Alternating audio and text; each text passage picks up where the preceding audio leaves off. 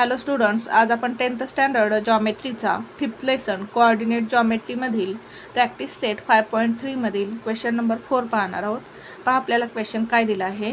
If A B C are vertices of a triangle then find the slope of each side. आपल्याला ट्रायंगलचे 3 vertices दिलेले आहेत आणि त्यांचे कोऑर्डिनेट्स दिलेले आहेत आणि आपल्याला ट्रायंगलच्या प्रत्येक साइडचा स्लोप फाइंड करायचा आहे. म्हणजेच पहा, आता हा ट्रायंगल ए बी सी आहे. या ट्रायंगलचे ए बी सी हे काय 3 व्हर्टायसेस आहेत आणि या 3 व्हर्टायसेसचे आपल्याला कोऑर्डिनेट्स दिलेले आहेत. आता ए या व्हर्टेक्सचे कोऑर्डिनेट्स काय आहेत 1, -1. बी या व्हर्टेक्सचे कोऑर्डिनेट्स काय आहेत 0, 4 आणि सी या व्हर्टेक्सचे कोऑर्डिनेट्स काय आहेत -5, 3.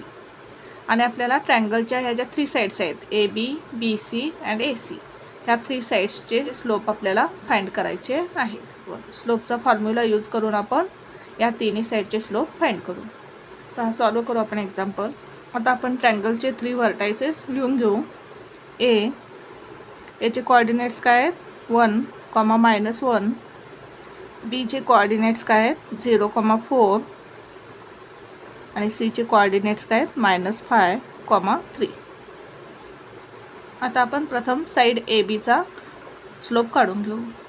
Slope of side A B is equals to, आता स्लोपचा फॉर्म्युला काय आपला y2 - y1 upon x2 - x1. आता साइड ए बीचा स्लोप काढताना आपण ए आणि बीचे कोऑर्डिनेट्स लिहून घेऊ. पहा, एचे कोऑर्डिनेट्स काय आहेत 1, -1 आणि बीचे कोऑर्डिनेट्स काय आहेत 0, 4. एचे कोऑर्डिनेट्स आपण x1 y1 कन्सिडर करू, बीचे कोऑर्डिनेट्स आपण x2 y2 कन्सिडर करू. आता y2 - y1, y2 काय पहा 4 मायनस y1 किती आहे -1 आपण ब्रॅकेटमध्ये लिहू अपॉन x2 - x1, x2 किती आहे 0 मायनस x1 किती आहे 1 इज इक्वल्स टू, आता इथे मायनस मायनस काय होईल प्लस होईल 4 + 1 अपॉन 0 - 1 किती -1 is equals to 4 + 1 5 upon -1 is equals to 5 upon -1 म्हणजेच काय -5. म्हणजेच आपल्याला slope of side A B किती मिळाला -5 मिळाला. आता आपण slope of side B C या साइडचा स्लोप आपण काढून घेऊ. प्रथम आपण ए बी साइडचा स्लोप काढला, आता आपण बी सी साइडचा स्लोप काढू, त्यानंतर आपण ए सी साइडचा स्लोप काढून घेऊ. Slope of side B C is equals to y2 - y1 upon x2 - x1. बीचे कोऑर्डिनेट्स काय पहा 0, 4. सीचे कोऑर्डिनेट्स काय आहेत -5, 3. आता बीचे कोऑर्डिनेट्स आपण x1 y1 कन्सिडर करू, सीचे कोऑर्डिनेट्स आपण x2 y2 कन्सिडर करू. y2 - y1 किती आहे पहा 3 मायनस y1 किती आहे 4 अपॉन x2 - x1 किती आहे -5 मायनस x1 ची व्हॅल्यू किती आहे 0 इज इक्वल्स टू, आता 3 - 4 किती येईल पहा 4 - 3 किती येईल 1. ग्रेटर नंबरचा साईन काय आहे -1 येईल अपॉन -5 - 0 काय येईल -5 येईल. आता मायनस मायनस काय होईल कॅन्सल होईल इज इक्वल्स टू 1/5. म्हणजेच आपल्याला साइड बी सीचा स्लोप किती मिळाला 1/5.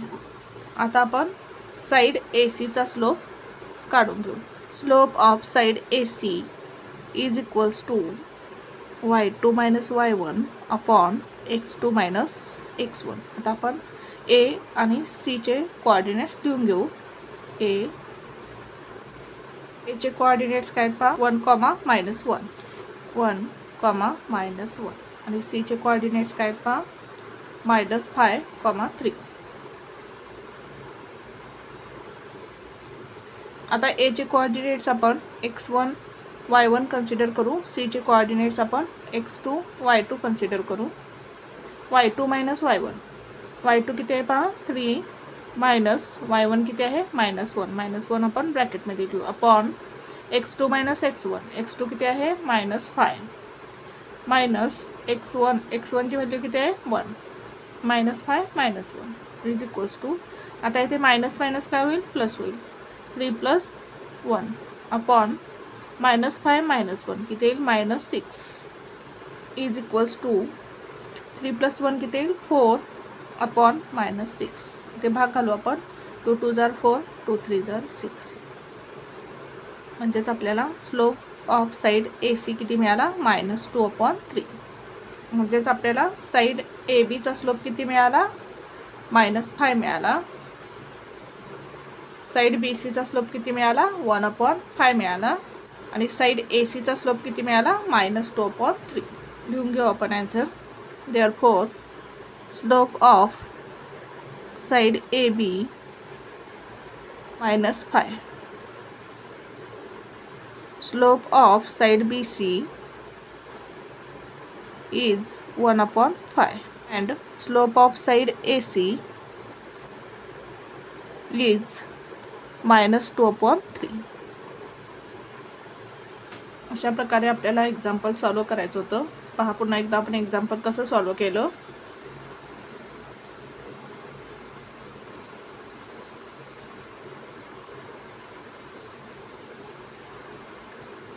Thank you for watching this video. जर तुम्हाला व्हिडिओ आवडला असेल तर व्हिडिओला लाईक करा, कमेंट करा, शेअर करा आणि चॅनलला सबस्क्राईब करा.